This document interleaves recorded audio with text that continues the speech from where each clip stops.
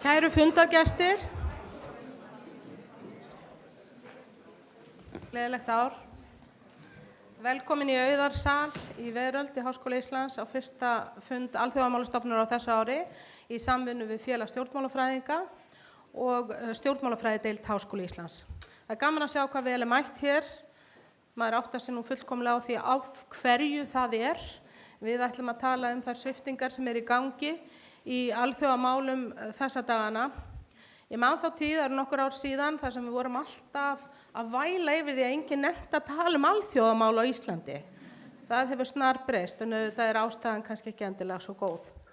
Við ætlum að reyna að greina þá stöðu sem upp komin eftir því sem við mögulegast getum. Reyna að greina kannski kjarnann frá hisminu.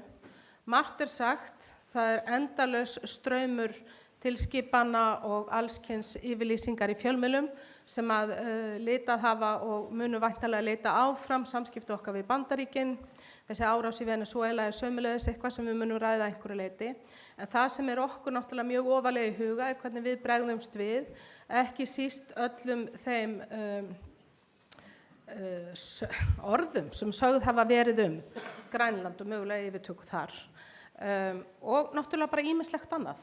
Undir alþjóðakerfið allt, má segja, og við í miklum ólgusjó. Hingað eru komnir miklir sérfræðingar á þessu sviði. Baldur Þórhaldsson, sem prófessor í stjórnmálafræði hér við Háskóla Íslands, Svanhildur Þorvaldsdóttir, dósent við stjórnmálafræðideild Háskóla Íslands, Þórdís Kolbrún Reykfjörð Gylfadóttir, fyrrverandi utanríkisráðherra og alþingismaður, Erlingur Erlingsson, hernaðarsagnfræðingur, og svo eigum við von á Þórhildi Sunnu Ævarsdóttur sem að klára próf, en hún alveg bara það bil að lenda, þannig að þegar hún kemur þá bætist hún auðvitað við inn í þetta pallborð. Við ætlum líka að reyna að hafa gott flæði. Ég bað þau ekki að undirbúa nein inngangsorð. Við vildum frekar hafa þetta þannig að þetta samtal og sömuleiðis fá þá spurningar úr sal. Ég vil hins vegar ítreka að það eiga að vera spurningar, ekki yfirlýsingar, ekki ritgerðir, ekki löng erindi, og við ætlum sömuleiðis að reyna að hafa svörin stutt og hnitmiðuð. Ég bið sömuleiðis alla sem fá mikrofón í hendur að tala mjög skýrt inn í mikrofónin, af því að við í streymi og það eru margir að fylgjast með og við viljum vera vissum að allir heyri vel í okkur. Að sama reyndar á við okkur hér í pallborði ef við höllum okkur vel inn í mikrofónin. En allavega, við ætlum að byrja og ég ætla eiginlega að biðja þig, Baldur, að byrja fyrst að bregðast kannski við. Það hafa ýmsar ályktanir komið frá Bandaríkjaforseta og stundum hefur hann verið nú kannski bara að bregðast við spurningum sem hann hefur fengið frá blaðamönnum hvað hann að meina þegar hann talar Grænland. Hversu mikla alvöru eigum við að leggja í þessu orð? Hver svona þín afstaða í þessu máli? Takk fyrir þetta, Pía, komið þið sæl. Gerir ráð fyrir að þú sért að vísa til þessar yfirlýsingar sem kom frá Hvíta húsinu, það rennur orðið allt saman fyrir 2 sólarhringum. Þessi blaðafulltrúinn svona með formlegri yfirlýsingu. Ég hef nú nefnt að mér finnst það þegar það kemur augljóslega skriflegt niður á blað og formlega yfirlýsing á Hvíta húsinu, þá málið rauninni komið á næsta stig. Þetta ekki einhverjar yfirlýsingar í flugvélum eða á götum úti, eins atkvæði setningum, heldur gerir maður ráð fyrir að þegar settir niður ákveðnar setningar á blað hugsanlega yfirtöku annars lands, að það sé minnst einhver hugsun þar á baki. Enda kemur það bara skýrt fram í þessum sem sagt var.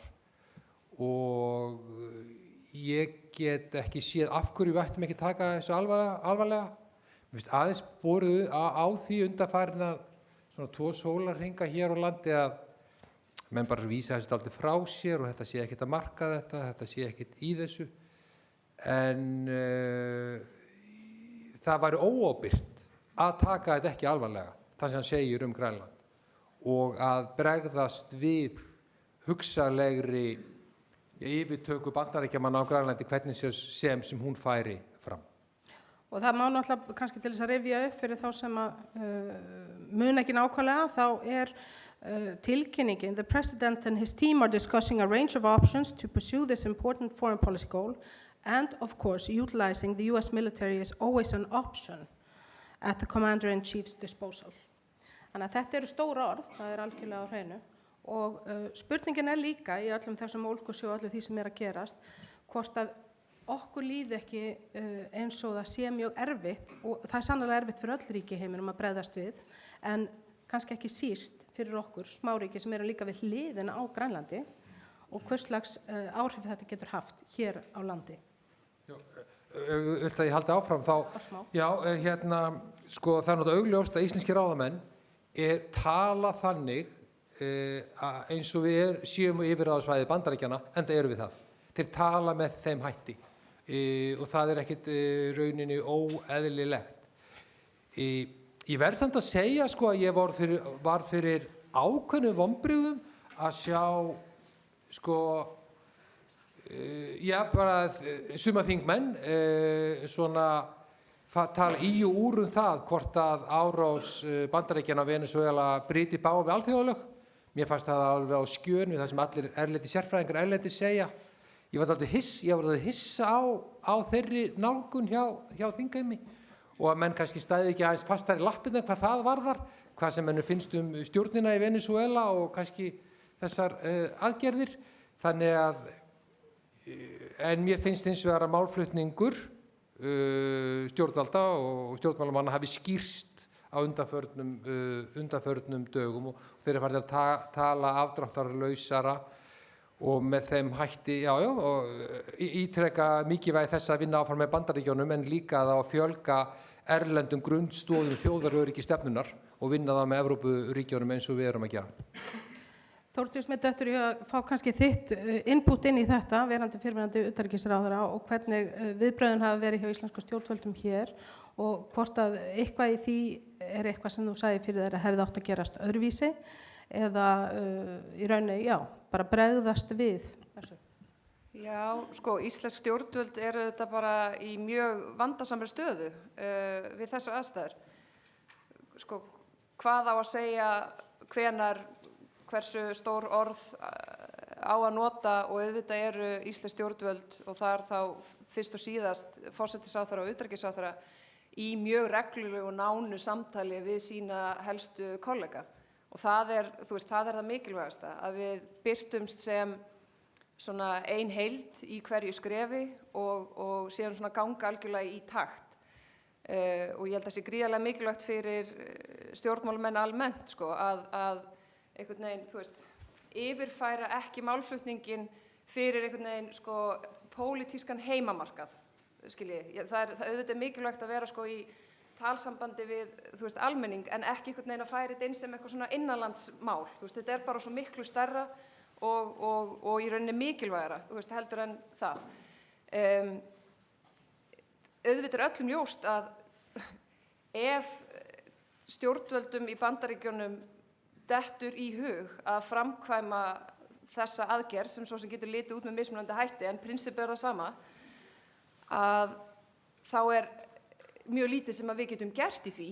Ég meina við erum físískt ekki að gera neitt í því og þess þá heldur þurfum við þá líka að vita fyrirfram og svona aðdraganda hvernig þessi Evrópuríki ætla sér raunverulega að bregðast við.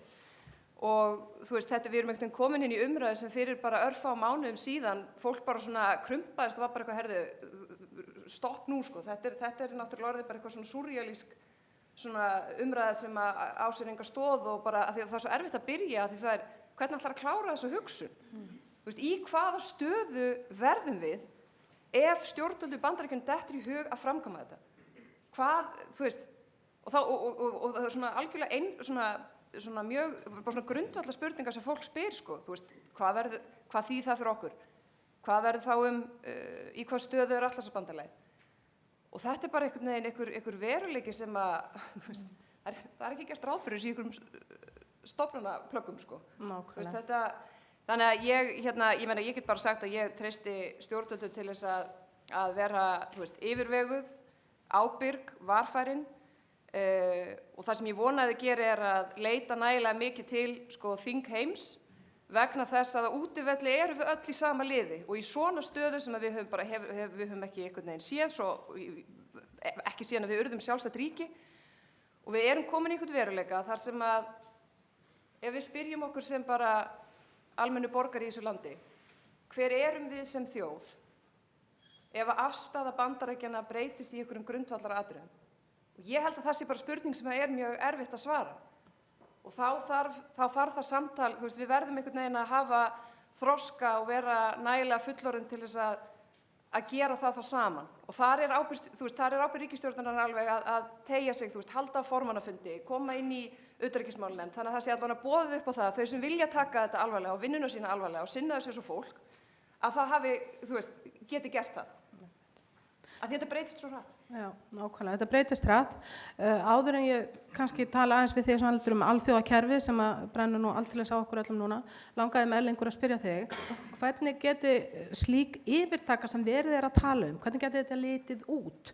Hvernig sérðu fyrir þér að þetta geti átt sér stað og getum við kannski sagt að einhverju leyti sé nú þegar byrjuð einhvers konar undirróðurstarfsemi eða eitthvað slíkt af hendi Bandaríkjanna á Grænlandi? Já, ég held að Danir hafa nú upplýst það þegar við komumst á snoðir einhvers konar leyniþjónustu starfsemi svona þriðja aðila sem var ráðinn í það verkefni á Grænlandi upplýst fyrir 1 eða 2 mánuðum. Þannig að það er kannski liður í þessu ég held að líklegast þeim hefur ekki orðið ágengt með það. Samkvæmt könnunum á Grænlandi held ég að sé einhver 6% sem hefðu minnst áhuga á samneyti við Bandaríkin nánar heldur en nú er orðið. Þannig að og varðandi hvernig það lítur út, ég held að það þurfi ekki að hafa sérstaklega langt mál það. Þetta er gríðarlega einföld hernaðaraðgerð. Danski herinn er bæði fáliðaður á Grænlandi og er ekki fara að heyja varnarbaráttu gegn bandarísku herliði sem lendir þar bara á venjulegum herflutningavélum og bara de facto tekur yfir staðinn. Þetta er í raun og veru mjög svipuð aðgerð og við sáum á Krímskaga 2014, nema þeir væru vandarlega með merki á öxlinni, ólíkt Rússunum sem voru þar. Þannig að frá hernaðarlegu sjónarmiði er þetta ekki mjög flókið. En ég er svolítið með hugann við, og mér finnst við og Evrópa að vera svolítið lömuð gagnvart því. Þetta er óstöðvandi. Við getum ekki komið í veg fyrir þetta hernaðarlega, það er útilokað. Það er hins vegar heilmikið af öðrum verkfærum í verkfærakistunni, fælingarverkfæri. Hernaðarleg fæling dugar ekki hér, en það er diplómatísk, pólitísk og efnahagsleg fæling sem að virkar. Það er byrjað að einhverju leyti að teikna þess upp fyrir Bandaríkin hvað þetta myndi þýða. Mette Frederiksen, forstöðumaður Dana, hefur verið mjög skýr með það að þarna væri leik lokið hjá NATO og það yrðu algjör vinslit við Evrópu. Ég held að þau Evrópuríki sem hafa hugrekki að tala þannig, og þá er ég að hugsa kannski stóru ríkin sem tóku þátt í þessari yfirlýsingu með Dönum í París daginn, þurfa að segja þetta mjög skýrt. Og þau þurfa ekkert endilega að segja þetta í hástöfum í beinni útsendingu, þau þurfa að segja Bandaríkjunum þetta mjög beint. Og hvað afleiðing það hefði. Af því að það væri ákveðið tjón, væri mikið tjón fyrir Bandaríkin og verið að missa sinn öflugasta bandamann til 80 ára, ekki bara í Evrópu, heldur á heimsvísu, af því að samstarfið Evrópu hefur verið undirbyggt utanríkisstefnu Bandaríkjanna miklu meira heldur en að þeir kannski horfast augu við og viðurkenna. Hvort sem það eru furðuleg ævintýri eins og innrásin í Írak sem var misráðið eða þá herferðin í Afganistan sem var mun skiljanlegri og í raun og veru verðugt verkefni. Bandaríkin ein geta ekki gert þetta þessa hluti, þá fara þeir að líta út eins og einhvers konar útlæðaríki sem þeir eru nefndur á góðri leið með að reyna að verða.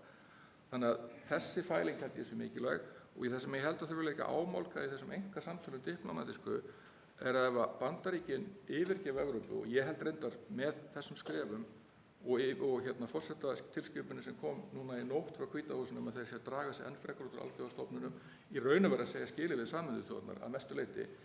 Það segja ykkur að þeir eru gengnir út úr Vesturlöndum sem einhvers konar hugmyndafræðilegu samstarfi. Og við þurfum að horfast augu við það og við þurfum að segja við Bandaríkjamenn. Þetta þýðir að Evrópa þarf að gera einhvers konar strategíska málamiðlun við Kína. Og hvernig líkar ykkur við það í Washington? Og það held ég myndi fá smá athygli.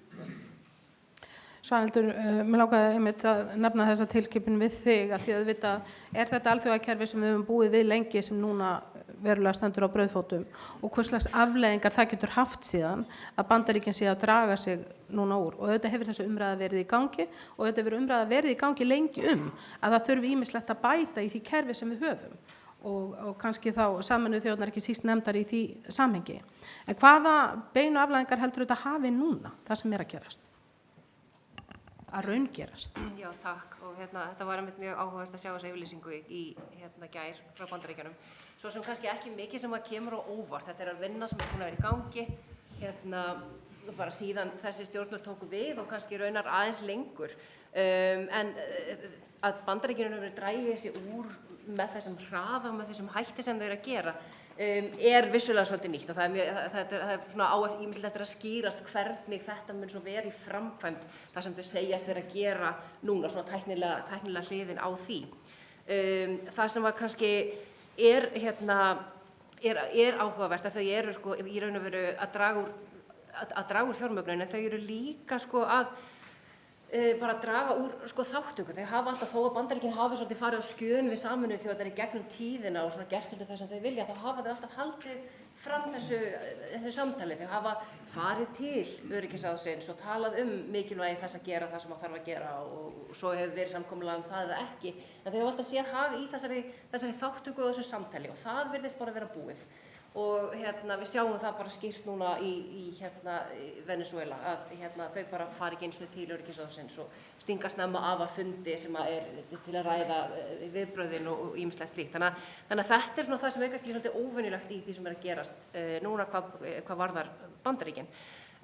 Og hvað varðar þess að draga sig út úr þetta náttúrulega í miklu leyti þýðir kannski að draga úr fjármögnun. Þeir eru ekki að fara að greiða fyrir þessar stofnanir sem eru á þessum lista þarna hjá þeim og fjármögnunin hefur lengi vel verið náttúrulega hinn helsta leið fyrir þjóðir að hafa áhrif á Sameinuðu þjóðirnar og bara þannig að þegar Bandaríkin bakka að þá opnast gluggi fyrir aðrar þjóðir að koma inn og þar kannski helst fyrir okkur að fylgjast með eins og kom kannski fram hjá Erlingi sko bæði hvað allar Evrópusambandið að gera. Þau eru ekki búin að stíga inn, þau eru líka að draga úr framlögum. Þannig að það er eitthvað sem ég held að sé sko áhyggjuefni mikið fyrir Sameinuðu þjóðirnar. Kína er að vinna svona kannski hljóðlátlega en mjög markvisst að efla sín tengsl og sín áhrif innan Sameinuðu þjóðanna á mismunandi vettvöngum og þannig að þetta er náttúrulega það svona í raun og veru sérstaklega eins og hvað varðar Kína þeir draga úr áherslu á mannréttindamál, þróunarmál eru inni, sjálfbærni minna og mannréttindi sérstaklega ekki. Þannig að við erum kannski að horfa fram á svona dálítið mikla grundvallarbreytingu í hvernig stofnunin á eftir að líta út í framtíðar ef að þetta heldur svona áfram og þarna held ég einmitt að aftur að Evrópusambandið þarf að taka ákvörðun hvaða hlutverki þeir ætla að gegna í þessu. Þórhildur Sunna, mér langaði kannski að leiða þig aðeins inn í umræðuna varðandi bara hvurslags áhyggjur við þurfum núna að hafa þeim gildum sem við viljum þó standa fyrir í okkar alþjóðasamvinnu og hvað muni gerast þegar við erum að horfa upp á að það er það er bara mjög alvarleg staða upp í alþjóðakerfinu og hvernig ætlum við sem smáríki sem eigum allt okkar undir því að lög og reglur séu virtar og eiginlega bara fá þína sýn inn í þetta, hvað er að gerast núna með alþjóðakerfið og okkur sem smáríki. Takk hérlega fyrir þetta og takk fyrir að leiða mig inn í þetta. Ég byrst afsökunar hvað ég var sein, ég var í prófi í samningarétti og ég þurfti sannarlega hverju einustu mínútu í prófi. En hér er ég komin. Vonum að það hafi gengið vel. Já, ég vona að ég hafi náð, ég held að ég hafi náð. Sko varðandi einmitt, hvað þýðir þetta fyrir Ísland sem á allt sitt undir að alþjóðlega hafa verið virt? Ég er rosalega fegin að fá akkurat þennan inngang vegna þess að mér finnst ég að hafa heyrt þetta endurtekið og ég held að við þurfum að ræða hvaða merkingu við leggjum í þetta. Þýðir þetta fyrir okkur að það skiptir okkur öllu máli að alþjóðalög séu virt gagnvart okkur? Eða hefur þetta einhverja aðra og stærri og merkingabæri þýðingu heldur það að við viljum að reglurnar gildi okkur? Vegna þess að framkoma Íslands á alþjóðasviðinu hefur ekkert endilega verið í samræmi við þau gildi sem við segjum standa fyrir, sérstaklega þegar kemur að því að við viljum að alþjóðalög séu virt. Við skulum til dæmis rifja upp að við vorum hluti af hópi hinna viljugu þjóða í Íraksstríðinu og þar var notuð nákvæmlega sama réttlætingaástæða til þess að ráðast inn í fullvalda ríki og setja af þjóðarleiðtoga sem naut friðhelgi sem slíkur og er verið að nota núna gagnvart innrásinni eða árásinni á Venezuela og mannráni á þjóðarleiðtoga Venezuela. Og að við komum síðan og förum að ræða að við viljum ekki einu sinni fordæma þennan verknað sem er klárt og skýrt brot á venju helguðum rétti þjóðaréttar. Held ég að sé til marks að við berum ekki nægilega mikla virðingu fyrir þessu prinsippi sem að við þykjumst halda að við eigum allt okkar undir.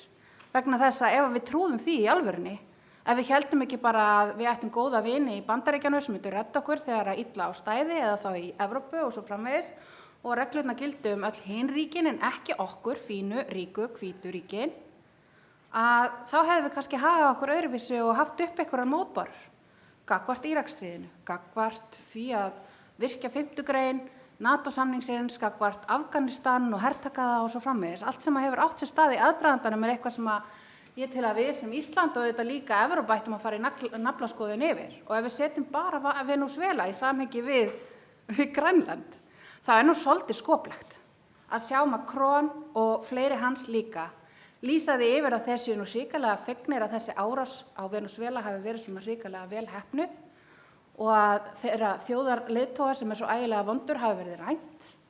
En að þau muni sko standa vörð fullveldi þjóða og friðhelgi landamæra þegar kemur að Danmörku, vegna þess að Danmörku vinur okkar og í klíkunni.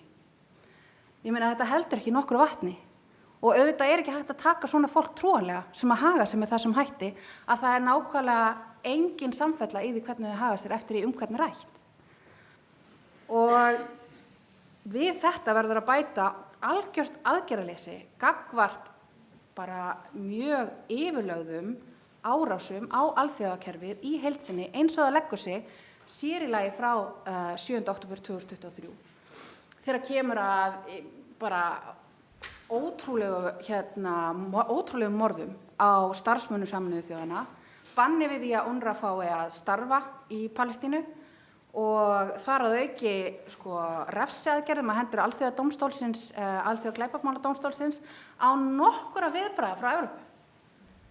Evrópusambandið ekki einu sinni til í að virka blokkunarreglugerðina, ef ég má þýða hana þannig, the blocking regulation, sem að felur í sér að setja varnir fyrir þá einstaklinga í alþjóðadómstólnum í Haag, alþjóðastrípsklæpadómstólnum í Haag, sem hafa orðið fyrir refsiaðgerðum og eru í raun bara algjörlega útilokaðir frá borgaralegu lífi þessar mundir í Evrópu.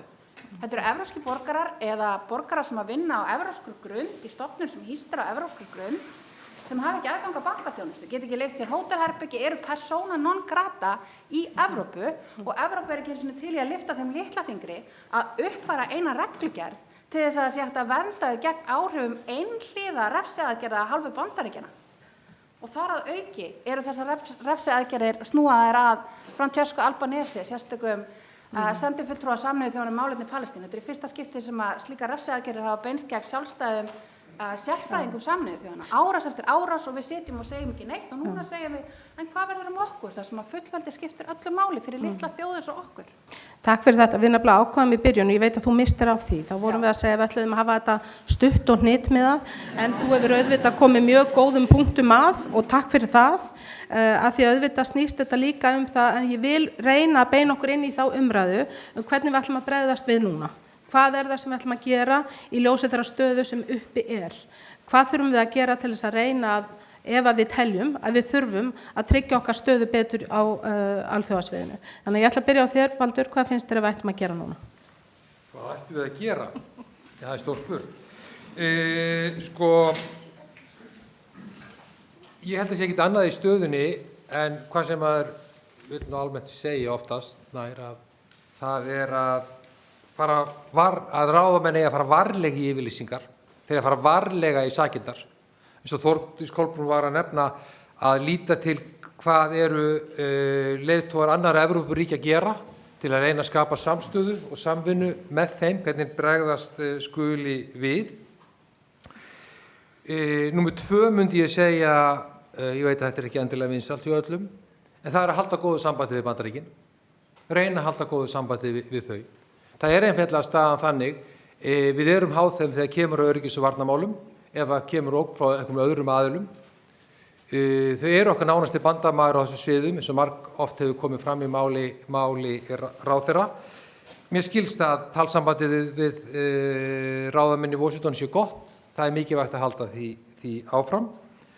En á sama tíma, í þriðja lagi, þá er mikilvægt að halda því áfram sem ég held að stjórnvöld hafi verið að gera, að það er að fjölga þessum grunnstoðum, erlendu grunnstoðum þjóðaröryggisstefnunnar sem ég nefndi hérna í upphafi og það er að vinna nánar með ríkjum Evrópu að öryggis- og varnarmálum með Norðurlöndunum.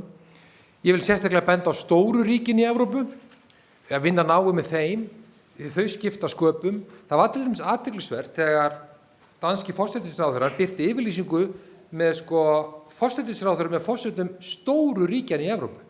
Það voru bara stóru ríkin. Ég er alltaf að flokka ríkin í stóru og smá og þarna komu stóru ríki bara á bretti með Dönum. Hinn voru ekki með í yfirlýsingunni. Og þarna með stóru ríkjunum voru Pólland og Spánn sko og Ítalía. Ítalía hefur nú verið forsætisráðherra þar, ofta bandið með Trump, hún var þarna í yfirlýsingunni. Stóru ríkin komu þarna inn. Þannig að það er mjög mikið að vinna með öllum þessu stóru ríkjum. Og þeir sem nær okkur því mikilvægir eru þau í okkur, en Ítalíu líka bara í sín efni sem dæmi. En bara í lokin, ég vil líka taka það undir með hvað sem Erlingur var að segja, að það sé mikilvægt að við getum ekki beitt neinu öðru en diplomatísku leiðum. Til dæmis er þetta að fara svo leið að öll ríki í Evrópu, sem eru okkar svokallaðir bandamenn, geta kallað sendiherra Bandaríkjamanna á sinn fund í sínum höfuðborgum og farið yfir máli með þeim. Ef þau tækju sér öll saman og kæmu sameiginlegum skilabóðum á framfæri, myndi það skipta máli. Ég er hins vegar ekkert svo vongóður að Bandaríkjamenn muni endilega hlusta. Og það er hægt að hóta að NATO yrði upplaust og yrði ekki til staðar lengur. Ég held eins og það í lok dags, ef það var pína mig að giska, ef það var pína mig að halda áfram með þetta, að Evrópuríki munu ekki fórna varnarsamstarfinu við Bandaríkin fyrir Grænland. Þau veru tilbúin að fórna Grænlandi fyrir áframhaldandi varnarsamstarf við Bandaríkin. Varnarsamstarf við Bandaríkin er það mikilvægt, NATO er það mikilvægt fyrir álfuna, að í lok dags muni það halda hvað sem gerist með Grænland. Það liggur nú beint við að spyrja Þórdís, ertu sammála, Baldri? Já, ég held að í fyrsta lagi, svona sem næsta varða er þessi fundur Mette Frederiksen og Marco Rubio. Hvernig fer sá fundur fram? Verður blaðamannafundur eftir þann fund? Verður ekkert tala eftir þann fund? Hvaða skilaboð koma út af þeim fundi? Það verður allavega, ég mun allavega stilla á það og fylgjast með því. Auðvitað er veruleikinn sá að við erum háð Bandaríkjunum þegar kemur að varnarmálum og það er svona dálítið öfugsnúið þegar verið er að tala um þegar gerð krafa um að hvert og eitt ríki verða að geta varið sig sjálft. Það var aldrei hugmyndin Þess vegna var Atlantshafsbandalagið stofnað. Jafnvel þótt lönd eins og Eistland myndu verja 80% af vergri landsframleiðslu í varnarmál, þá gætu þau ekki varið sig einu sér.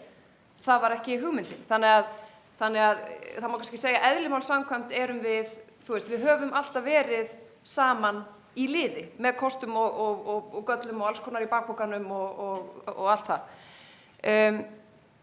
Og líka þegar við tölum ráðamenn í Washington, ég bara leyfi mér að spyrja hverjir eru ráðamenn í Washington? Þegar við erum að tala um kerfið og þetta svona system og þú ert með checks and balance, svona valda jafnvægi og svona,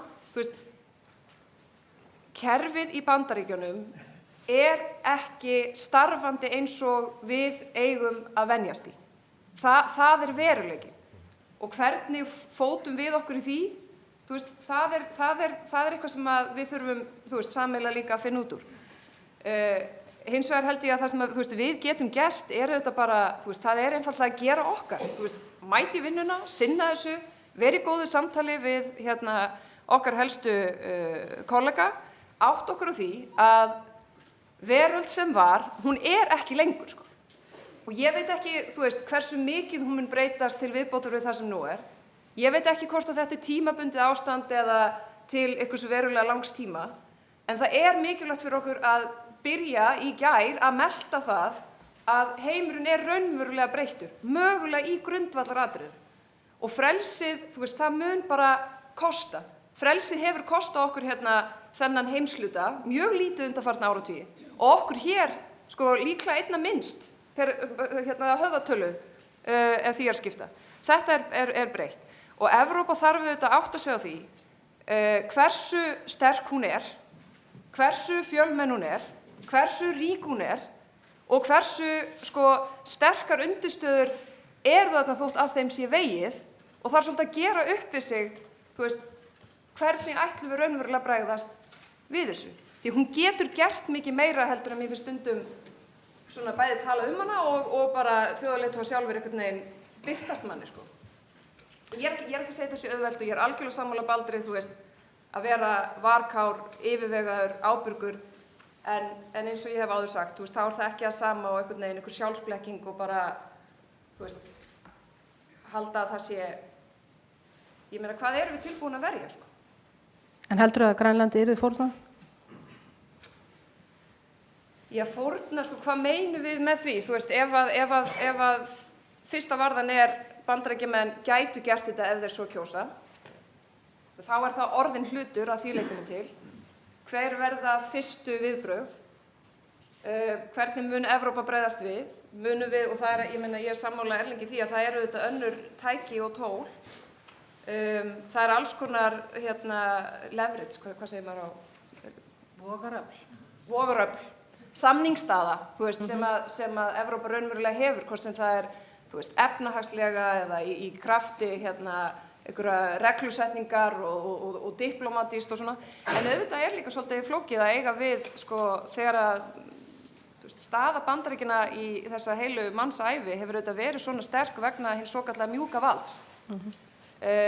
Hvort sem að þeir núverandi stjórnvöld áttu sig á því eða ekki, sko, þá það staðreyndin, þá það staðan.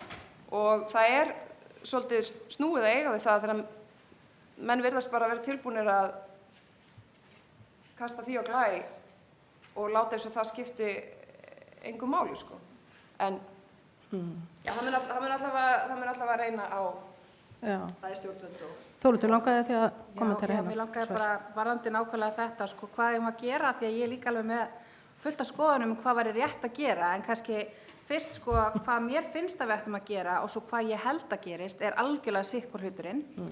Og ég var að taka undir með Baldri varðandi það hvað ég held að muni gerast. Ég held að Evrópa sé til í að fórna Grænlandi fyrir NATO, þótt henni muni þykja það örugglega svolítið súrt og verið sár í einhvern tíma.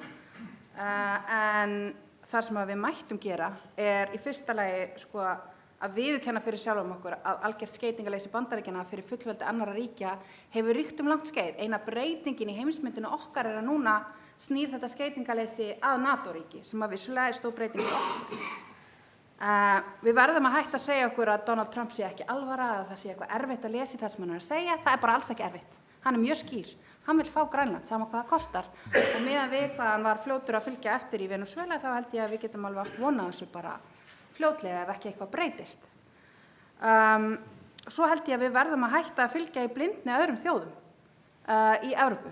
Þetta búið að vera mantra núna í 3 ár varðandi þjóðamorðinu á Gaza, að við þurfum að ná einhverju samstöðu að vera á móti þjóðamorði, að við þurfum að ná einhverju samstöðu að fullveldi ríkja skuli virt til þess að við getum eitthvað gert eða þorum að segja eitthvað eða einu sinni senda eins og eitt skriflegt bréf til Bandaríkjanna að við séum ekki hrifin af því að fullveldi ríkja sé ekki virt. Ég held að þetta sé ekki jákvætt fyrir okkur og þetta svo sem ekki jákvætt fyrir vin okkar í Evrópu heldur en þeir þurfa að eiga það við sjálfa sig hvernig þeir láta. Ég held að við þurfum að horfa til hvernig Mamdani tók á Trump og hann skreið ekki fyrir honum og þakkaði fyrir brauðmylsnur og að fá að gefa honum aleiguna í staðinn. Hann bara mætti honum sem jafningja og fékk þannig móttökur á móti. Og það sem Evrópa hefur verið að gera að koma fram sem aumur þræll og taka við bara einhverjum afgöngum frá Trump og þurfa að borga fyrir það á dýru gjaldi.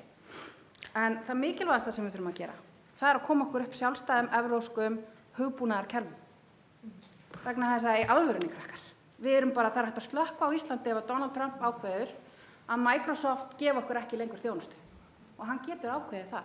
Það er bara, það er til mörg skýr fordæmi það að Danir eru búin að sjá þetta. Þeir fóru strax í þessa vinnu leið og Bandaríkin blokkuðu Karim Khan hjá Alþjóða glæpadómstólnum. Þeir sáu það, Bandaríkin geta slökkt á öllu landinu okkar ef þau vilja og við erum allt á háð. Þetta hefur verið að segja í mörg ára án þess að nokkur hlusti. Það verður að breyta þessu. Og ég verð að segja að lokum, við ætlum að virkja 4. grein NATO-samningsins gagnvart Bandaríkjunum sem alveg ótrúlegt en satt. Og að lokum að það finnst mér að þessi fullyrðing að við ætlum að fara varlega í yfirlýsingar gangi þá í allar áttir. Mér finnst það ekkert varlegt við þá yfirlýsingu að kalla aðgerð Trumps í Venesúela aðgerð sem kostaði 80 manneskju lífið og voru brot á grundvallar venjurétti þjóða vel heppnaða aðgerð. Mér finnst það bara mjög glannaleg yfirlýsing. Á meðan mér finnst ekkert glannalegt við það að lýsa því yfir að fullveldi þjóða skuli virt, heldur bara nauðsynlegt og skylda. Erlingur, getur verið að það skorti svolítið hugrekki í alþjóðakerfi núna? Ég er aðeins að hugsa þetta. Þetta með hvað við erum stundum ofvarkár kannski? Já, það er oft sagt að diplómasía sé list hins mögulega og ég er kannski meira praktískur en ideológiskur hvað það varðar sem getur verið óþægilegt.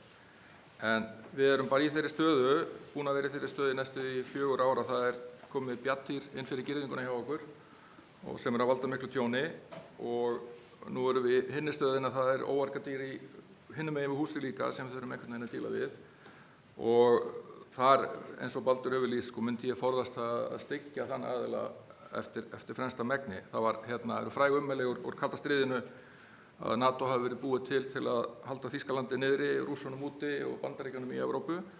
Nú Rússarnir eru nú komnir hálfa leið inn, Þýskaland þá ekki við lengur, við treystum þeim, en þetta með Bandaríkin er kannski að bresta eða þeir eru kannski komnir fullmikið inn. Þannig að þetta það sem við þurfum að horfast í augu og hvað eigum við að gera hér? Jú, ég meina diplomasían og orðræðan ágæt, en kannski sem ekki talað ennþá í dag þessi vinna sem hún komin vel af stað að við séum að huga að eigin varnarmálum og vinna okkar heimavinnu og hugsa með hvaða hætti getum við tryggt öryggi landsins sjálf, þá ég ekki við stofnun hers, Guð forði mig frá því, en ég á við borgaralegt öryggi landsins, ég á við löggæslugetu, ég á greiningagetu til að meta hættur og ógnir sjálfstætt og í samstarfi við bandamenn. Þetta vinna sem við þurfum að auka hraðan á. Ég tel okkur verið mikill hættu gagnvart Donald Trump að því að við lýstum yfir að leggja 1,5% af þjóðarframleiðslu til varnarmála og þessar mýkri varnarmála á NATO-fundunum í sumar. Ef hann heyrir af því að þá verður hann ekki kátur og það hættulegt. En við höfum gefið okkur 10 ár til að ná því markmiði og vissulega þetta erfitt verkefni. Við þurfum að hraða þeirri vinnu. Þó svo við hröðum kannski ekki framlögunum, þá höfum við að hraða hugmyndafræðilegri vinnu hvað við ætlum að gera og hverju mynd það skila okkur, hvernig mynd það auka öryggi okkar. Þetta fyrir mig, fyrir utan tjáningu inn á við og út af við, gríðarlega áríðandi og mikilvægt. Nú held ég að það kom tími til þess að hleypa ykkur að, en ég ætla að segja enn og aftur, stuttar spurningar og þið verðið að tala mjög skýrt í mikrofónin sem að einhver með hér. Ég held að Þorsteinn hafi verið fyrstur. Þorsteinn Pálsson, gjörðu svo vel. Já, og takk fyrir þessa áhugaverðu umræðu. En mér finnst þið hafa svona einangraðana við varnarþátt málsins, en fyrir mér hafa Bandaríkin bæði kippt stoðunum undan trúverðugleika öryggissamvinnunnar og þau hafa ráðist efnahagslega á Ísland eins og öll önnur ríki í heiminum með ofurtollastefnu og mér finnst að það þurfa að ræða þetta hvort tveggja. Ég sé bara 3 leiðir. Í fyrsta lagi að taka upp gömlu hlutleysisstefnuna og reyna að sigla milli skens og báru eða fara algjörlega með Bandaríkjunum eða í 3. lagi að gerast fullir aðilar að Evrópusambandinu og ég vildi heyra ykkur tjá ykkur það hvaða megin leið við eigum að fara til þess að treysta okkar stöðu því eins og Þórdís Kolbrún sagði við gerum ekki neitt þó að þeir taki Grænland. Það ekki spurning sem skiptir okkur máli. Það sem skiptir okkur máli og almenning í landinu og atvinnulífið, hvaða leið ætlum við að velja? Takk fyrir það. Við ætlum að safna, taka kannski 1 eða 2 viðbót. Já, og það var 1 þarna og svo Damien hérna niður líka. Sigvaldi, ég langar að spyrja Þórildi Talaðu aðeins. Já, ég ætla að spyrja hérna UNPA, United Nations Parliament Assembly, sem svona hliðarástuna sem var rætt hérna nokkrum árum og hvort að við væri möguleik að taka bolta frá Elling og spyrja sem sagt, gæti Ísland staðið fyrir einhvers konar svona friðarástufinu með Kína, Evrópu og rétt að fá Bandaríkin að borðinu? Með Kína og Evrópu og Bandaríkjunum með. Þið skrifið þetta hjá okkur, við ætlum að taka 1 spurningu í viðbót. Það var allavega 1 hér og það 1 þarna og það 1 hér. Damien hérna og svo tökum við ykkur á eftir. Afsakifiskumina, Damien Etieg, jeg er Reykjavik, jeg har fylst med fra Grønland siden 25 årene og fikk de franske fortsettene til nok i 4. Jeg med spurning om åker av Islandi. Í dag Trump heltekinn af Grænlandi, á morgun getur annar Bandaríkjaforseti líka Trump verið heltekinn af Íslandi og nota sömu aðferðir og rangferðslur. Spurning umræða okkar ESB á ná 5 punkti þar sem við skiljum hvað aðild að ESB myndi þýða fyrir öryggi okkar. Það betra að hugsa ekki einu sinni efnahagskreppuna ef ESB þarf að beita Bandaríkjunum sömu refsiaðgerðum og nú í gildi gegn Rússlandi. ESB myndi ná yfir ESB-ríkis Danmörk, ekki EES-ríkis Ísland. Takk fyrir. Ok, við erum komið með 3 spurningar, við byrjum á því og ég held, Baldur, vilt þú byrja? Og þið þurfið ekki að svara öllum spurningunum en þið bara veljið úr það sem ykkur finnst eiga við að þið ætlaði að svara. Já, takk fyrir þetta og takk fyrir spurningarnar. Ég ætla að byrja þá þegar kannski þessi Evrópumál og hjá Þorstinni og síðustu spurninguna. Sko, varðandi að taka upp hlutleysisstefnu, tel ég það algjörlega óraun sætt á þessum tímum.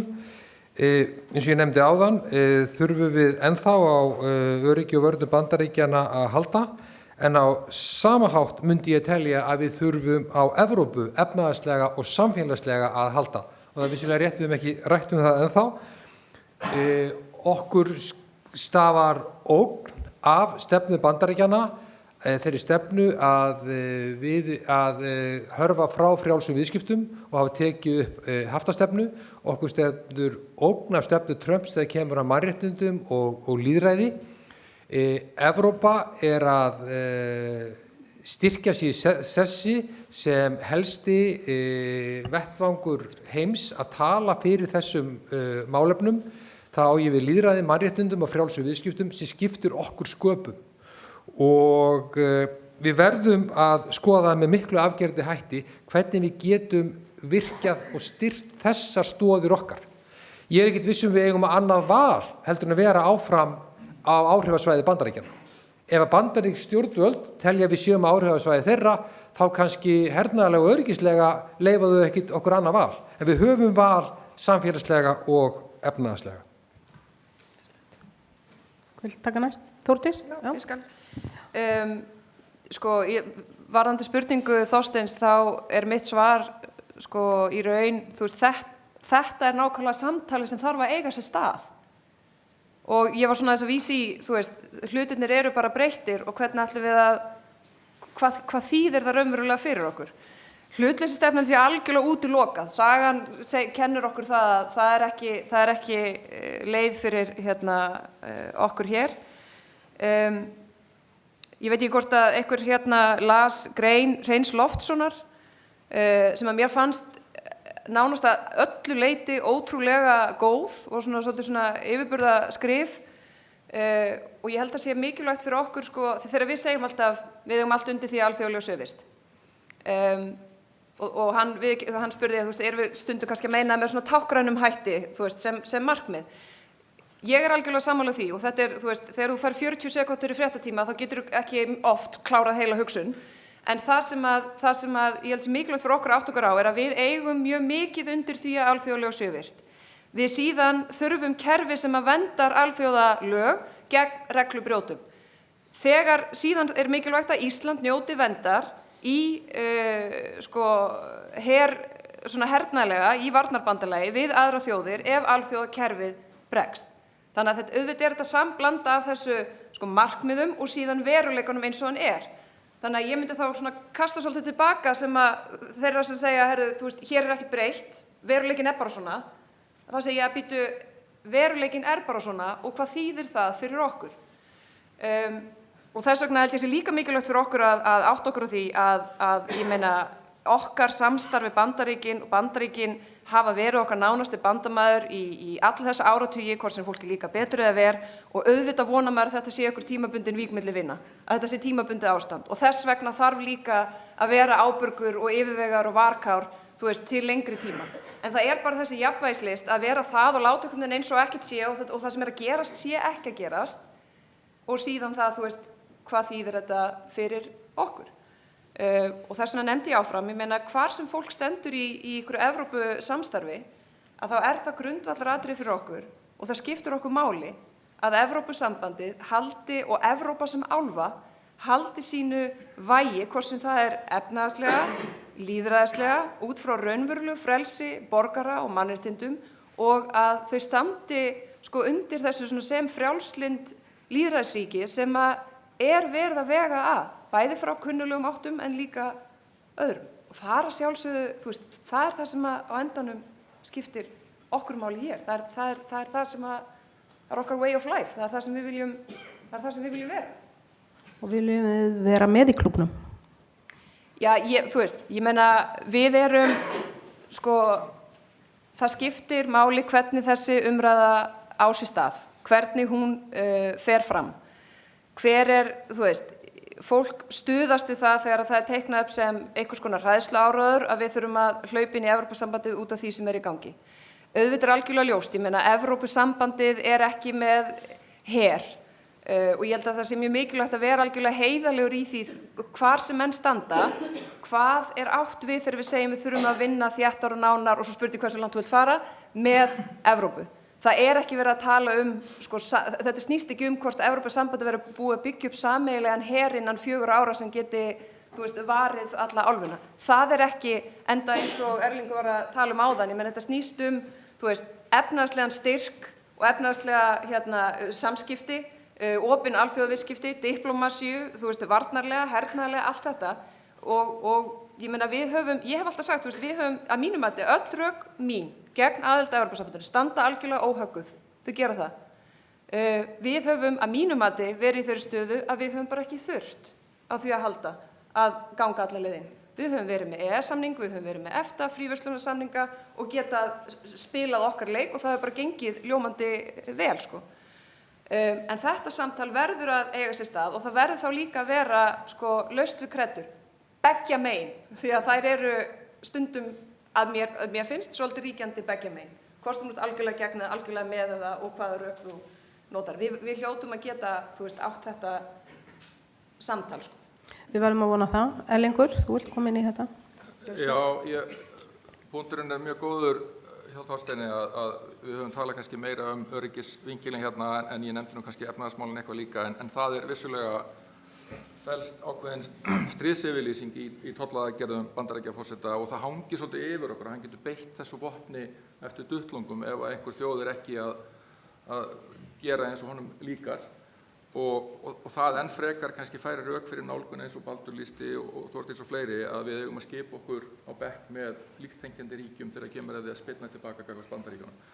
Hins vegar myndi ég nefna eitt atriði viðbót sem að Bandaríkin standa fyrir og kemur fram í nýju þjóðaröryggisstefnunni að það raun og veru stríðsyfirlýsing gegn lýðræðisferlum í Evrópu. Þeir hafa lofað í hlutum og fikti í stjórnmálum hér í Evrópu þar sem þeir ætla að hygla líkþengjandi flokkum og þetta auðvitað mjög óvinnuveitt aðgerð og eitthvað sem við þurfum að hugsa hvernig við getum spornað við og það kannski færi mig aftur nær þeirri hugsun að við eigum allavega hugmyndafræðilega og hvaða mannréttindi og leikreglu alþjóðakerfisins miklu meiri samleið með Evrópuríkjunum hvort sem við förum inn í Evrópusambandið eða ekki, ég held að það þurfi bara að skoðast mjög grundigt, það mjög strategísk langtíma ákvörðun en að öllu falli eigum við að hugsa hvernig getum við vernda þessi kerfi okkar, lýðræðiskerfin okkar, samskiptakerfin og þar Evrópusambandið sem við tölum að vera leiðandi á mörgum sviðum, það líka leiðandi í því að koma böndum á amerísku tæknirisana og þau áhrif sem þeir hafa í ríkjunum okkar. Og eins og þú nefndir það gríðarlega mikilvægt. Þar erum við mjög veik fyrir hér á Íslandi, gagnvart alls konar tilraunum til að hafa áhrif og við ættum að skoða það með grundu og það mikilvægur liður í vörnum landsins líka og þessu innra öryggi landsins. Svanhildur? Já, takk. Ég ætla nú kannski ekki að koma með álit að því hvort við ættum að gangi í Evrópusambandið eða ekki, en það sem að mér finnst rosa mikilvægt að við hugsum í þessu samhengi ekki bara svona hvorum megin viljum við vera, heldur hvað þýðir það fyrir okkur að vera ekki hinum megin. Og ég alveg sammála þeim sem eru búin að tala undan mér að það að svona yfirgefa Bandaríkin og færa okkur frá þeim er hættulegt. Hvað þýðir það fyrir okkur að vera ekki land sem með Bandaríki sem samstarfsaðila. Hins vegar held ég, og þó við kannski viljum vona að þetta sé eitthvað sem tímabundið ástand, þá heldum við það líka þegar Biden náði kjöri og svo bara reyndist það ekki rétt. Þannig að ég held að við þurfum líka að búa okkur undir þann veruleika að þetta séu bara ný Bandaríki og að við séum ekkert að fara að ganga tilbaka í einhvers konar, að Bandaríkin sé einhver öryggisvendill fyrir okkur. Hins vegar þarf líka svolítið að hugsa bara í alþjóðastjórnmálum, í samskiptum ríkja, þá skiptir óbúslega miklu máli að þú getur sagt fram, kastað fram sko, að þessi trúverðuleiki á baku þess að segja, við trúum að þú ætlir að gera það sem þú segist ætla að gera. Við ætla höfum lengi ekki haldið að Bandaríkin séu trúverðug þegar kemur að því ætla að ráðast inn í Grænlandi. Ég held að það hafi bara breyst. Og þegar þau tala núna horfum við á það öðruvísi heldur en við gerðum jafnvel bara fyrir 2 vikum. Að samanskapi finnst mér Evrópa miklu síður trúverðug þegar þeir segja að það er rauð lína hér. Það er svona kannski frekar margir sammála hérna að við séum ekki að fara að verja Grænlandi eða fara í einhverjar massívar aðgerðir ef að Bandaríkin ef svona versta sviðsmyndir raungerist og Bandaríkin farir í Grænland. En svo má auðvitað velta líka upp hvað þýðir það að fara inn í Grænland. Eru þeir að fara að ráðast inn? Eru þeir að fara að kaupa Grænland eins og maður hefur heyrt líka? Og þeir kannski tala þessa innrás ekki vegna þess að þeir ætla að gera það, heldur vegna þess að þeir vilja svona mýkja mótstöðuna til þess að geta svo keypt. Þannig ég held að það sem við þurfum rosalega mikið að hugsa um bara hver er trúverðugur í þessu núna og það held ég að Bandaríkin hafi bara hreinlega vinningin og það er eitthvað verkefni fyrir Evrópu er að mynda þessa samstöðu til þess að geta sagt nei, hér er línan og að við trúum því að það sé línan vegna þess að ég held að við trúum því ekki í dag. Já, bæta einu við. Já, bara aðeins sko að því það er umræða það hérna heyrir maður svona að fólk segir eigum við ekki bara að leggja allt okkar undir gagnvart Bandaríkjunum. Við getum ekki án þeirra verið, þannig er þetta eitthvað flókið.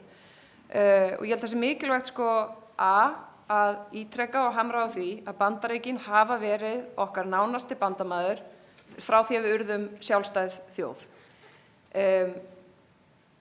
Ég get ekki bent á land í Evrópu sem hefur þannig vilja að segja þeim upp, skiljið.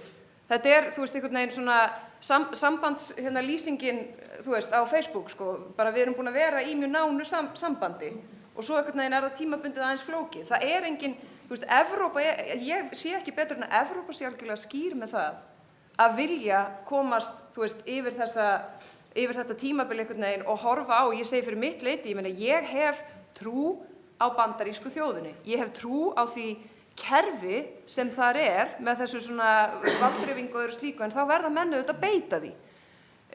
Þannig að sko, þú veist, er Evrópa, sko hvor aðilinn er að koma fram og sýna einhvern raunverulega vilja hvernig þetta samband eigi að vera til framtíðar? Er það Ísland? Nei. Eru það Evrópuríki almennt? Nei. Þannig að við verðum líka að búa okkur undir það að, þú veist, mögulega er einhverjum af þessum spurningum raunverulega svarað fyrir okkur af þeim sjálfum. Þú veist, ég vona ekki, en það er, þú veist, við, og þá vísa ég aftur í það sem að Hreinn Loftsson skrifaði, sko. Þú veist, þetta er ekki bara, þú getur ekki bara haldið við það hvernig þú vilt hafa heiminn, sko. Þú verður að horfa á hann eins og raunverulega er. Horfa á heiminn eins og hann raunverulega er, Þórhildur. Þú fékkst spurningu varðandi friðarráðstefnu. Já, einmitt. Er einmitt talandi um að horfa á heiminn eins og hann raunverulega er, bara svo ég rétt fá að hnýta við þann punkt varðandi sko mínin á kannski svo pragmatík og ideologisma eins og hann er líka komið inn á hérna áðan og þá langar mig að bara árétta að það er pragmatísk nálgun að vera samkvæmur sjálfur sér að alþjóðalögum skuli fylgt. Vegna þess að það er grunnforsenda fyrir því að alþjóðalög gildi að ríki standi með þeim og fylgi þeim. Þetta þarf til þess að alþjóðalög sé að ræða. Þannig að það er bara mikill pragmatísmi í því og við verðum að fara að reyna að vera samkvæm sjálfum okkur í því. Varðandi friðarráðstefnu, ég held að Ísland sé í góðum föngum til þess að tala fyrir slíkri ráðstefnu, að tala fyrir friði. Ég veit ekki alveg hvort við séum með kapasítet til þess að halda slíka ráðstefnu hér með að við reynslu okkar af leiðtogaráðstefnu Evrópuráðsins sem gekk vel en var mjög erfið í framkvæmd eftir sem áður að jafn litlu ríki og okkar. Við ættum þá frekar að reyna að sannfæra eitthvað stórríki að halda slíka ráðstefnu. Mér langar rosalega mikið að koma inn á þessar 3 leiðir vegna þess að ég held að við þurfum eiginlega að velja illskásta kosti í þessum efnum. Ég held alveg eins og fleiri hafa sagt hérna að það sé ómögulegt að fara aftur í hlutleysisstefnuna, til þess erum við allt og innvikluð í NATO og samstarfi Bandaríkin og allt mögulegt til þess að geta einhvern veginn farið að láta okkur detta í huga að vera bara stikkfrí núna. Ég held að ekkert hafi verið gefið til kynna af hálfu Donald Trump sem að segir okkur að hann sé maður orða sinna. Þannig að ég sé ekki hvernig það að henda öllu okkar á bak við hann sé að fara að valda því að hann muni standa við einhverja samninga gagnvart okkur að hann taki ekki yfir Íslandi að gera okkur ekki einhvern óleik. Ég held að það sé bara mjög hættulegt að þykjast alltaf treysta því. Burt sér frá öllum samningum við hann. Þannig að mínu mati þá ESB skásti kosturinn sem við höfum akkurat núna. Ég verð að segja að þegar Donald Trump var endurkjörinn að þá komst ég endanlega að þeirri niðurstöðu að við yrðum að ganga í Evrópusambandið eftir að hafa sveiflað svolítið til og frá, aðalega til, en samt sem áður líka stundu frá. En það að renna á mig 2 grímur varðandi Evrópusambandið vegna þeirra ótrúlega veiku viðbragða sem að Evrópusambandið hefur verið með gagnvart þessum endurteknu árásum Bandaríkjanna á fullveldi Evrópu, að hóta inngripum í kosningar, að hóta stuðningi við öfgaöfl í Evrópu, að henda á okkur svakalegum tollum og að horfa svo upp á framkvæmdastjórann Ursulu von der Leyen þakka fyrir sig og lofa fjárfestingum upp á stjarnfræðilegar upphæðir í Bandaríkjunum að peningum Evrópubúa í staðinn fyrir brjálæðislega og stjarnfræðilega tolla. Þegar maður horfir upp á þessi viðhorf í Evrópu, þá auðvitað minnkar trausti til þess að Evrópa sé góður partner til þess að díla við þetta ástand. En að því sögðu að þá mögulega besti kosturinn að reyna minnstakosti ef að við höfum dug til þess að hafa áhrif á þessi viðhorf í Evrópu með því að fá sæti við borðið. Og við fáum vissulega 1 sæti við borð þar sem allir sitja jafnt í þessum framkvæmda hluta Evrópusambandsins, þótt að margir þeir sem andmæla Evrópusambandinu aðild hvað mest benda alltaf á hvað við fáum sæti í þinginu, að þá fáum við samt sem áður jafnt atkvæði í framkvæmdavaldi Evrópusambandsins og það ber virkilega að hafa í huga. Takk fyrir þetta. Ég að styttast hjá okkur en ég var búin að fá einmitt var ein spurning. Farið varlega. Það þéttsetinn bekkur við þurfum að fara varlega. Líka sömulegis ef þið eru að reyna að læðast út myndi ég frekar hvetja til þess að fara út uppi heldur en niðri. Það heyrist allt svo mikið í þessari hurð. Gjörðu svo vel. Sæl, ég heiti Þórlaug, ég alþjóða stjórnmálafræðingur, ég að vinna doktorsrannsókn á því hvernig stóru tæknirisarnir að brjóta niður lýðræðið. Ég búin að hafa áhuga á Grænlandi frá því að ég festi kaup þar á hlutabréfum í gullnámu af því mér fannst það rosa fyndið og fór svo að skoða grænlenska efnahaginn. Við erum búin að ræða Grænland og grænlensku þjóðina eins og þessu algjör peð og skipta við alla máli. Hvernig getum við sem íslensk þjóð stutt við okkar nánustu nágranna Við getum gert það með því að fjárfesta í grænlenskum iðnaði og fleira í útflutningsgreinum til að styrkja þeirra efnahag. Akkurat núna þeir nánast einungis bundnir fiski. Við vitum alveg hvað það þýðir. Þeir eru með námufyrirtæki þarna sem eru að biðja fjárfestingar og þeir fá ekki fjárfestingar af því Trump er að hóta þeim og það eru allir svo hræddir að það þorir enginn að fjárfesta. Getið hringt í bankann ykkar og fjárfest fyrir 20.000 krónur. Já.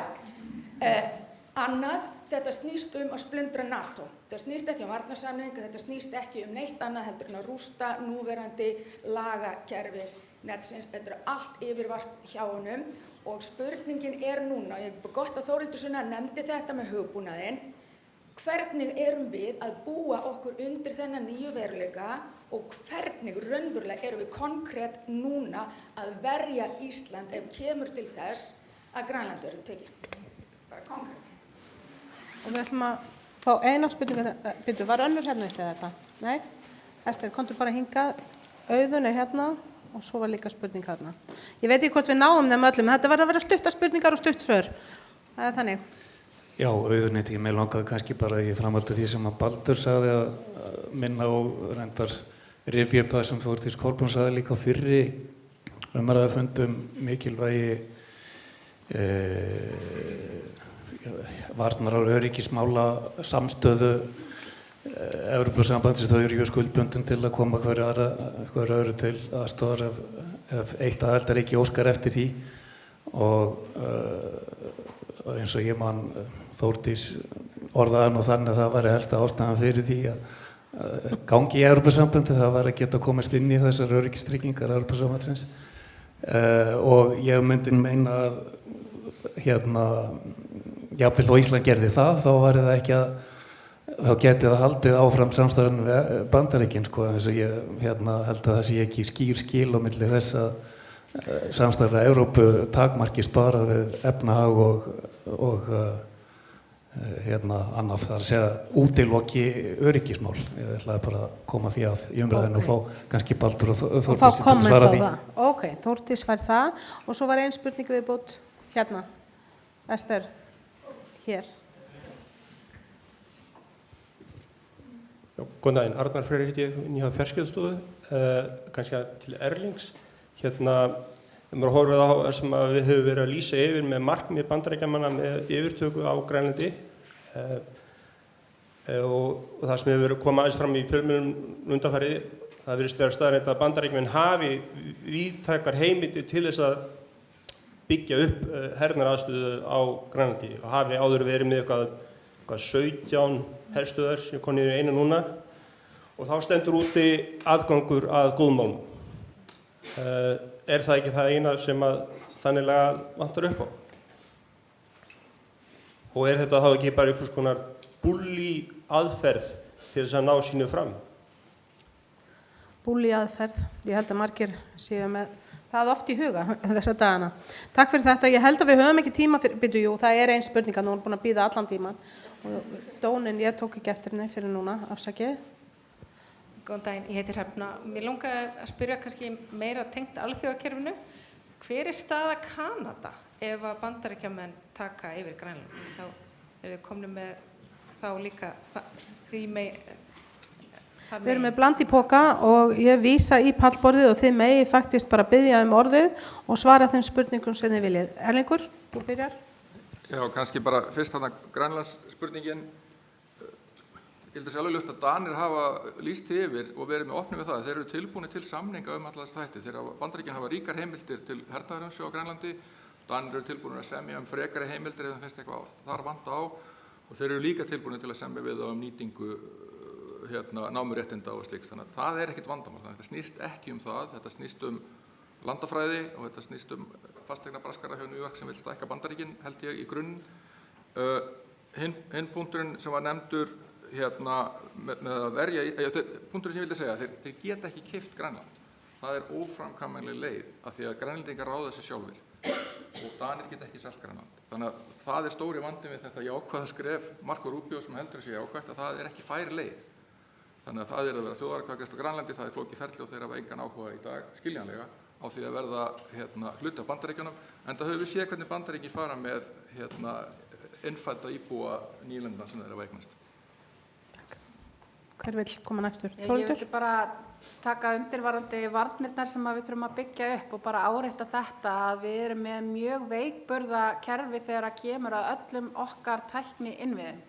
Og þetta snýr ekki bara að einhverjum tölvupóstfungum hjá fólki. Þetta eru öll kerfi sem allar okkar stofnanir byggja á og það að við höldum að Microsoft muni ekki láta verða af þessu út af því að þetta sé eitthvað eins og ósanngjarnt eða eitthvað slíkt er bara tálsýn vegna þess að það er mjög skýrt að allir þessi tæknirisar sem eru fungurandi í Bandaríkjunum í dag hafa algjörlega snúist á þá leið að vera í mjög virku varnarsamstarfi við yfirvöld í Bandaríkjunum og eru að framleiða hugbúnað fyrir vopnið þeirra, eru að framleiða hugbúnað fyrir þjóðarmorði í Palestínu og eru að nota þessi gervigreindatæki eða þessi gervigreindatól sem þau eru að framleiða til þess að eiga þátt í bara nútíma hernaði, hvort sem að hann beinist að upplýsingaóreiðu, áróðri eða þá bara drápsvélum sem geta drepið án þess að manneskja komið þar að. Þannig að við þurfum að vera mjög vakandi fyrir þessu og mögulega þá fara í bandalag til dæmis með Danmörku sem þó allavega að minnstakosti byrjuð að hugsa þetta og kannski fleiri þjóðir eins og Þýskaland að koma upp sínum eigin skýjalausnum þar sem að ekki er hægt að skoða hvern einasta tölvupóst og hverja einustu sendingu sem við sendum án þess að við vitum einu sinni af því eða það bara meira að slökkva á öllum okkar kerfum án þess að við höfum neitt það að segja. Þórdís? Já, ég held að ég tel ljóst að þetta svona tæknilega fullveldi sé orðið bara mjög áríðandi að takast á við og það eru, þú veist, þótt við séum með okkar máli eins og þau eru og þau getur sannlega verið betri að þá er þetta mjög viðeigandi bara mjög víða í Evrópu, þú veist, þannig að það er eitthvað sem við verðum að vinna í og breyta og gera okkur einfaldlega sjálfstæðari. Varðandi fyrst aðeins varðandi spurninguna hérna ég nú reyna að muna í hvað orð nákvæmlega þú ert að vísa, en ég hef allavega aldrei sagt að út frá varnarklásulu Evrópusambandsins að það væri rök fyrir að ganga í Evrópusambandið. Hins vegar sem ég ímynda mér að sé það sem að þú ert að vísi í, að þá það sko áhersla Evrópusambandsins á þennan aukna viðnámsþrótt og fjölþáttaógnir. Það augljós, sko þar eigum við augljósa samleið og eigum alveg óháð því hvað gerist í næstu skrefum. Þar eigum við bara að þétta samstarfið til þess að ná árangri hraðar hér heima, því að við þurfum að auka viðnámsþrótt okkar samfélags hér. Hvort sem að það í tæknilegu sjálfstæði eða bara í öllum mögulegum sviðsmyndum, og stór hluti af því eru heimaverkefni og heimavinna okkar sem að engin annar að fara að vinna fyrir okkur. Ekki einu sinni fullkomlega fungerandi Atlantshafsbandalag, sko. Ég meina netvarnir eru bara ekki eitthvað sem þú biður einhvern annan að sinna. Það bara verkefni þitt að gera það, fyrir utan annars konar viðnámsþrótt. Varðandi Kanada og svona kannski aðeins Grænland, þú veist, ég held að sé rosalega mikilvægt fyrir okkur í umræðu Grænland að svona vera þau sem halda því til haga að þarna býr nú bara fólk, sko. Og þetta auðvitað bara, þú veist, ákveðin þjóð og með gríðarlega ríka sögu og menningu, og ég hef sjálf, ég á vini á Grænlandi og hef heyrt í þeim meira þess að bara undanfarna daga, þar sem að þegar kom spurning Kanada, sem kannski konkrétt hvað gerist með Kanada, get ég ekki alveg sagt til en þú veist, það auðvitað margt fólk þar sem segir, heyrðu, við eigum margfalt meira sameiginlegt með Kanada heldur en, sko, jafnvel, þú veist, Evrópu sem ríkjum, ég meina, þar þú veist, þau þurfa að fljúga í klukkustund og korter og þá þau bara komin að hitta, þú veist, frændur og vini og líður svona svolítið eins og þau séu svona tilheyri þar mjög vel, sko. Þannig að ég held að, þú veist, aftur þá þurfum við nú að vera fólki sem að raunverulega líka hlustar á hver þeirra vilji og þar auðvitað hefur sjálfstæðisbaráttu þeirra hefur færst mjög svona hratt undanfarin ár. Ég meina, þetta einhver hlutur sem að var ekkert, þú veist, það voru sumir flokkar sem voru ekkert, vildi eiginlega bara ekkert setja þetta á dagskrá, en auðvitað til þess að vera sjálfstæður þarf að vera efnahagslega sjálfstæður til þess að, þannig að þú veist, ég meina ég held að líka augum uppi að Íslendingar taki stöðu með Grænlandi og grænlensku þjóðinni, ég meina þar eru við jafningjar og miklir vinir. Svanhildur? Já, bara örstutt að þegar mér fannst þetta áhugaverður punktur með Kanada og ég veit svo mikið nákvæmlega svara hvað gerist ef að Bandaríkin taka yfir Grænland, en það sem að ég held að þetta svona velti upp spurningunni er eitthvað sem að höldum við að ef að Trump farin í Grænland þá sé þetta bara búið, að þá sé hann svona yfirtaka á heimshlutum sem hann hefur áhuga að taka yfir, þetta sé bara búið, við þurfum ekki að hafa áhyggjur af meira, þarna sé stoppið. Ég ekkert svo viss að svo sé og ég held að þetta myndi velta upp stórum spurningum hvað það varðar. Og þetta finnst mér aftur svona að koma að því bara hvernig við vinnum í gegnum alþjóðastofnanir og hvernig við kjósum að haga okkur utanríkismálum í því samhengi, vegna þess að stofnanirnar eru náttúrulega í grunninn bara samstarfsverkfæri ríkja. Og ef að þau hafa ekki áhuga á að vinna í gegnum þessar stofnanir og vinna eftir alþjóðlegum lögum, þá eins og Þórhildur talaði þá hætta þau bara að gilda. Og það heimsmynd sem við viljum sjá eitthvað, held ég, sem við þurfum að hugsa vandlega líka. Takk fyrir. Og Baldur? Já, takk fyrir þetta. Ef ég kem bara stuttlega inn á þetta, svo Kanada náttúrulega bara jafn erfiðri stöðu og stóru ríkin í Evrópu eru gagnvart Bandaríkjunum. Hvernig við að styðja Grænland? Jú, klárlega áframhaldandi viðskiptasamstarf, samstarf þegar kemur að ferðamannaiðnaðinum, með því að vísa skýrt og skorinort í alþjóðalög, vinna með samstarfsríkjum okkar í Evrópu og gera mjög skýrt fyrir Bandaríkjunum hver stefna okkar gagnvart Grænlandi, sem og líka með yfirlýsingum eins og íslenski utanríkisráðherra var með, að Ísland verði ekki notað í hugsanlegri árás á Grænland. Maður er erfitt og skrítið að segja þetta. En svo náttúrulega annars mál hvort að íslenski utanríkisráðherra yrði nokkuð spurður. En varðandi sem Auðun kemur inn á, sem öryggisákvæði Evrópusambandsins, ríki Evrópusambandsins, það er mjög mikilvægt og gott að skyldi koma inn á það. Því þetta er mjög víðfemt ákvæði og mér finnst að hafa verið bara lítið ekkert í íslenskri umræðu sem ég skil ekki alveg. Því í þessu ákvæði þá skuldbinda aðildarríki Evrópusambandsins til að koma hvert öðru til aðstoðar ef þau verða fyrir alvarlegri náttúruvá, ef það skellur á heimsfaraldur eins og þau gerðu, ef þau verða fyrir árásum eða innrásum. Og þannig eru þau skuldbundin að koma hvert öðru til aðstoðar. Það þarf ekki að virkja neina 5. grein eins og hjá NATO þarf að gera. Það þarf að leggja það fyrir fund leiðtoga ríkjanna hjá NATO og ákveða að virkja það. Þannig eru þau skuldbundin til þess að koma hvert öðru til aðstoðar. Og mér finnst til dæmis furðulegt að við höfum til dæmis ekki rætt þetta vegna þeirra náttúruvá sem við geisar á Reykjanesi. Það með Evrópusambandið myndi koma inn í þetta ef við værum aðeldar að Evrópusambandinu, bara sé nefni rétt eins og það kom inn á og aðstóð okkur í heimsfaraldrinum. Þannig að, og þetta fer alveg með varnarsamningi við Bandaríkin, það er rétt sem Auður bendir á, ég meina innan Evrópusambandsins eru sko hlutlausríki líka, gleymum því ekki, svo kallar hlutlausríki, þar eru ríki sem eru náttúrulega í NATO með svipaða stefnu og við, og bara í lokin, mér finnst Evrópa hafa staðið nokkuð saman og þétt saman þegar til dæmis kemur á málefnum Úkraínu. Mér finnst aðeins gleymast. Sko, Evrópa mjög sveigjanleg. Það eru mjög ólík ríki eins og ég var að nefna innan Evrópusambandsins og þau setast að sama borði og tala sig niður á niðurstöðu. Og auðvitað eru ríkin með ólíka hagsmunir, ólíka stefnur, en þau tala sig niður á niðurstöðu og það á 24 ríki, fyrir utan 3 lítil ríki, séu algjörlega samstíga málefnum Úkraínu, er bara heilmikill árangur. Það er bara heilmikill árangur. Og það stóru ríkin til 7 standa með Dönum núna þegar sótt er að Grænlandi, það er bara heilmikill árangur líka. Það er ekkert sjálfgefið. Þannig gleymum því ekki. Þetta nægja. Það er nú gott að enda kannski á jákvæðum nótum ef að allir eru sammála, sem er kannski ekki víst. En fundartíminn er því miður liðinn. Ég þakka ykkur öllum kærlega fyrir komuna og ekki síst þessum frábæru þáttakendum í Papparum.